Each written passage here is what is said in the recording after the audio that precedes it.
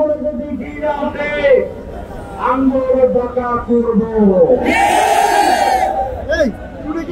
কি আমাদের লাগবেই।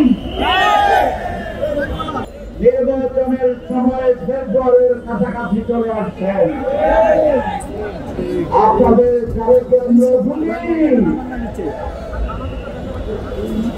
আপনারা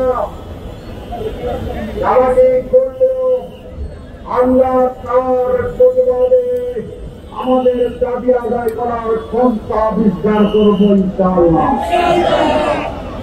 আমরা কোনো নিয়মতান্ত্রিক আন্দোলনে যাচ্ছি, সোজান করে যদি গিরাতে আঙ্গুর বাঁকা করব কি আমাদের লাগবেই।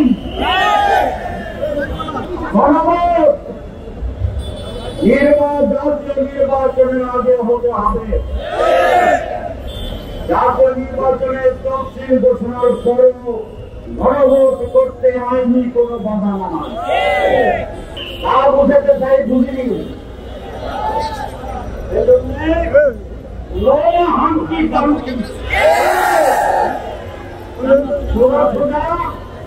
গণভোট আগে অসুবিধা